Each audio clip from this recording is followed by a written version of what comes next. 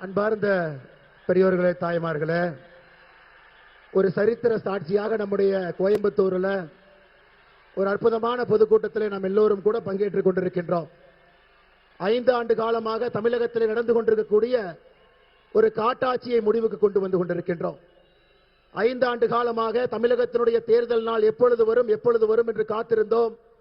நம்முடைய பெண்களுக்கு, குழந்தைகளுக்கு எப்பொழுது விடுதலை கிடைக்கும் என்று காத்திருந்தோம். தமிழகத்தில் அதிகரித்திருக்கக்கூடிய கஞ்சா புழக்கத்திலிருந்து நம்முடைய மாணவ செல்வங்களை, இளைஞர்களை எப்படி மீட்டெடுப்பது என்று கவலையில் இருந்தோம். அந்த நாள் இப்பொழுது வந்துவிட்டது. உலகத்தினுடைய நண்பனாக, விஸ்வ பந்துவாக, உலகத்தினுடைய நண்பனாக இருக்கக்கூடிய, ஒப்பற்ற பார்ப்போற்றக்கூடிய பாரதத்தினுடைய பிரதமர் ஐயா நரேந்திர மோடி அவர்கள் இன்று நம்மோடு இருக்கின்றார்கள் கோயம்புத்தூர்.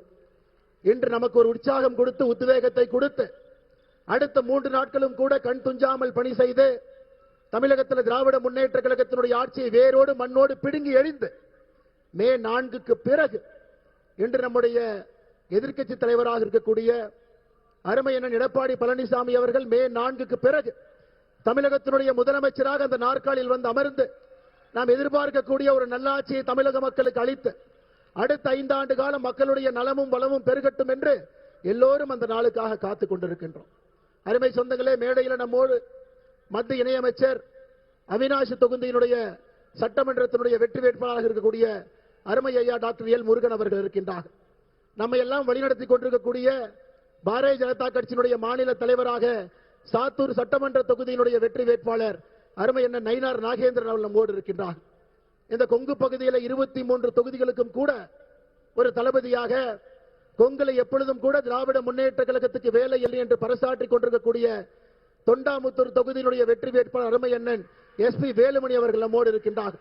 பாரதிய ஜனதா கட்சியினுடைய தேசிய மகளிர் அணியினுடைய தலைவி, உங்களுடைய முழு அன்பையும் பெற்றிருக்கக்கூடியவர், கோயம்புத்தூர் வடக்கு தொகுதியினுடைய பாரதிய ஜனதா கட்சியினுடைய வெற்றி வேட்பாளர் அருமை அக்கா வானதி ஸ்ரீனிவாசன் அவர்கள் நம்மோடு இருக்கின்றார். அருமை சொந்தங்களே, மேடையில் இந்த தலைவர்களோடு நம்முடைய கொங்கு மண்டலத்தில் 23 தொகுதியினுடைய வெற்றி வேட்பாளர்களும் கூட மேடையில் நம்முடைய பாரத பிரதமர் ஐயா நரேந்திர மோடி அவரோடு அமைந்திருக்கின்றார். மதுராந்தகத்தில் ஆரம்பித்தோம், கட்சிகளாக இருந்தோம், கூட்டணி அமைத்தோம், மதுரைக்கு வந்தோம், ஒன்றாக இணைந்தோம், திருச்சிக்கு சென்றோம், மக்களுக்கு நாம் என்னவென்று சொன்னோம், நாகர்கோவில்ல நம்முடைய வலிமையை காட்டினோம், கோயம்புத்தூர்ல வெற்றிக்கான பறைசாற்றலை செய்து கொண்டிருக்கின்றோம். அருமை சொந்தங்களே, பாரத பிரதமர் ஐயா நரேந்திர மோடி அவர்கள் மதுராந்தகத்தில் ஆரம்பித்த நம்மோடு தேர்தல் காலம் முழுவதும் நம்மோடு மதுராந்தகத்திலிருந்து கோயம்புத்தூர் வரை நம்முடைய கையை பிடித்து வழிநடத்தி இங்கே கொண்டு வந்து விட்டிருக்கின்றார்கள். நம் எல்லோருக்கும் தெரியும், ஏப்ரல் 23ஆம் தேதி தமிழகத்தினுடைய அரசியல் களத்தில் ஒரு மிக மிக முக்கியமான தேர்தல் என்பது நமக்கு தெரியும். இந்த தேர்தல் என்பது ஒரு குடும்ப ஆட்சியை வீட்டுக்கு அனுப்புகின்றோம், சட்டம் ஒழுங்கை சரி செய்கிறோம், கஞ்சா புழக்க வழக்கத்தை கட்டுப்படுத்துறோம், தமிழகத்தில் ஏழை மக்களுக்கான ஒரு ஆட்சியை கொண்டு வருகின்றோம். Broker, middleman, commission, corruption, collection இல்லாத ஒரு ஆட்சியை அடுத்த 5 ஆண்டு காலத்துக்கு நிறுவப் போகின்றோம். குழந்தைகள், பெண்களை மையப்படுத்தி அவர்களுக்கு முக்கியத்துவம் கொடுத்த ஒரு ஆட்சியை மே 4லிருந்து தமிழகத்தில் பார்க்க போகின்றோம். இதெல்லாம் நடக்க வேண்டும் என்றால் தமிழகத்தில் நாம் எல்லோரும் தெளிவாக இருக்க வேண்டும். ஒரு வாக்கையும் கூட திராவிட முன்னேற்ற கழகத்திற்கோ காங்கிரஸ் கட்சிக்கோ ஒரு வாக்கை கூட ஒரு தமிழன் தமிழகத்திலே நாம் அளிக்கக்கூடாது என்பதிலே நாம் உறுதியாக இருக்க வேண்டும். அருமை சொந்தங்களே, அதே நேரத்தில் உங்களுக்கு தெரியும், 2009ஆம் ஆண்டு நவம்பர் மாதத்தில் குஜராத் மாநிலத்தில் உள்ளாட்சி தேர்தலில் பெண்களுக்கு 50% இடஒதுக்கீடு கொண்டு வந்தது யார்? 2009 குஜராத்தில் உள்ளாட்சி தேர்தலில் பெண்களுக்கு 50% இடஒதுக்கீடு கொடுத்தது இந்தியாவுடைய முன்னோடியாக அன்று குஜராத்துடைய முதலமைச்சராக இருந்த பாரத பிரதமர் நரேந்திர மோடி அவர்கள். அருமை சொந்தங்களே, அதே போல 2016 பிப்ரவரி மாதம் தமிழகத்தில் உள்ளாட்சியில் பெண்களுக்கு 50% இடஒதுக்கீடு கொடுத்தது யார்? அன்று தமிழகத்தினுடைய முதலமைச்சராக இருந்த புரட்சி தலைவி அம்மா ஜெயலலிதா அவர்கள். இருவரும் பெண்களுக்காக எப்பொழுதும் தன்னுடைய ஆட்சியில அவர்களை மையப்படுத்தி ஆட்சி நடத்தியிருக்கின்றார்கள். அருமை சொந்தங்களே, நேற்று பாராளுமன்றத்தில் பாரத பிரதமர் ஐயா நரேந்திர மோடி அவர்கள் பெண்களுக்காக, தாய்மார்களுக்காக 2029 பாராளுமன்ற தேர்தலில் 33% இடஒதுக்கீடு கொண்டு வருவதற்காக கொண்டு வந்த மசோதாவை தோற்கடித்தது யார்? காங்கிரஸ் கட்சியும் திராவிட முன்னேற்ற கழகமும்.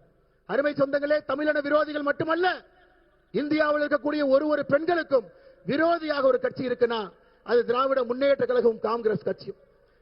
தமிழகத்தினுடைய எம்பி அதிகப்படுத்தி 39 இருந்து 59, தென்னிந்தியாவினுடைய எம்பி 129 இருந்து 195 விகிதாச்சார அடிப்படையில் யாருக்கும் எந்த குறையும் இல்லாம், எல்லா மாநிலத்திற்கும் 50% உயர்வு, யாருக்கும் எந்த பிரச்சனை இல்லை. அப்படி இருந்தும் திராவிட முன்னேற்ற கழகத்திற்கும் காங்கிரசுக்கும் பிரச்சனை.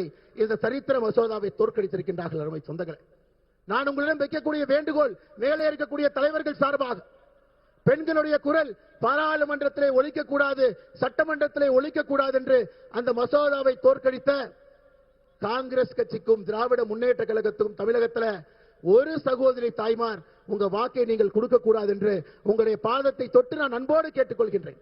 ஏப்ரல் 23ஆம் தேதி உங்களுடைய குரலை நசுக்க முயற்சித்த 2 கட்சிகளுக்கும் நீங்கள் ஒரு வாக்கை கூட அளிக்க கூடாது. அருமை சொந்தங்களே, ஒரு போர்படை தளபதிகள் போல் நாம் அமர்ந்திருக்கின்றோம். அடுத்த 3 நாட்கள் நமக்கு முக்கியமான நாட்கள். களத்திலே நாம் இருக்க வேண்டும், கண் துஞ்சாமல் பணியாற்ற வேண்டும். ஒரு வாக்கையும் கூட இரட்டை இலைக்கு, நம்முடைய தாமரைக்கு, நம்முடைய குக்கர் சின்னத்திற்கு, நம்முடைய மாம்பழத்திற்கு, தேசிய ஜனநாயக கூட்டணி எல்லா தலைவர்களுக்கு, வேட்பாளர்களுக்கு அதை கொண்டு வந்து சேர்த்த வேண்டிய ஒரு பொறுப்பு, மிகப்பெரிய பொறுப்பு நம்முடைய கட்சி நமக்கு கொடுத்திருக்கின்றார். எப்படி எழுச்சியோடு நாம் இங்கே வந்திருக்கின்றோமோ இதே எழுச்சியோடு அடுத்த 3 நாட்களும் கூட நாம் பணி செய்து திராவிட முன்னேற்ற கழகம் தமிழகத்துடைய வரலாற்றில் இது எப்பொழுதும் ஆட்சிக்கு வர முடியாது என்கின்ற தீர்ப்பை ஏப்ரல் 23ஆம் தேதி அந்த தீர்ப்பை நீங்கள் அளிக்க வேண்டும் என்று அன்போடு, பரிவோடு, பாசத்தோடு இந்த நேரத்தில் கேட்டுக்கொள்கின்றேன். அருமை சொந்தங்களே, இன்னைக்கு நம்முடைய பாரத பிரதமருக்கு ஒரு அற்புதமான வரவேற்பு கொடுப்பதற்காக உங்களிடம் ஒரு வேண்டுகோள் வைக்கின்றேன். உங்க கையில் இருக்கக்கூடிய தொலைபேசி எடுங்க, டார்ச் ஆன் பண்ணுங்க, அதை பிரதமருக்கு காட்டுங்க. தமிழகத்தினுடைய இருட்டாட்சியிலிருந்து வெளிச்சம் வேண்டும் என்று காட்டுங்கள். மக்கள் வெளிச்சத்தை நோக்கி செல்ல வேண்டும் என்று காட்டுங்கள். தமிழகத்தில் திராவிட முன்னேற்ற கழகத்தினுடைய இருட்டாட்சி முடிவுக்கு கொண்டு வர வேண்டும் என்று சொல்லுங்கள். ஏப்ரல் 23ஆம் தேதி தமிழகத்தில் எல்லோருக்கும் விடுதலை கிடைக்க வேண்டும் என்று சொல்லுங்கள். அருமை சொந்தங்களே, உங்கள் கையில் இருக்கக்கூடிய செல்போன் இருக்கக்கூடிய லைட்டை பாரத பிரதமர் நரேந்திர மோடி அவர்களுக்கு, நம்முடைய வாக்காளர் பெருமக்களுக்கு நீங்கள் காட்டி உங்களுடைய உற்சாகத்தை வெளிப்படுத்திக் கொண்டிருக்கின்றீர்கள். அதற்காக நன்றி தெரிவித்து மேடையில் இருக்கக்கூடிய எல்லா நம்முடைய அன்பு சொந்தங்களும் 23 வெற்றி வேட்பாளரும் சட்டமன்றத்தில் வெற்றி பெற்று 23 குரல்கள் தேசிய ஜனநாயக கூட்டணி சார்பாக ஒலிக்க வேண்டும் என்று எல்லா வல்ல இறைவனை நான் கும்பிடக்கூடிய சிவனை வேண்டிக் கொள்கின்றேன். நாம் எல்லோரும் சேர்ந்து அதை சாத்தியப்படுத்துவோம். பாரத் மாதா கி, பாரத் மாதா கி, பாரத் மாதா கி. தமிழகத்திலே தேசிய ஜனநாயக கூட்டணியினுடைய ஆட்சி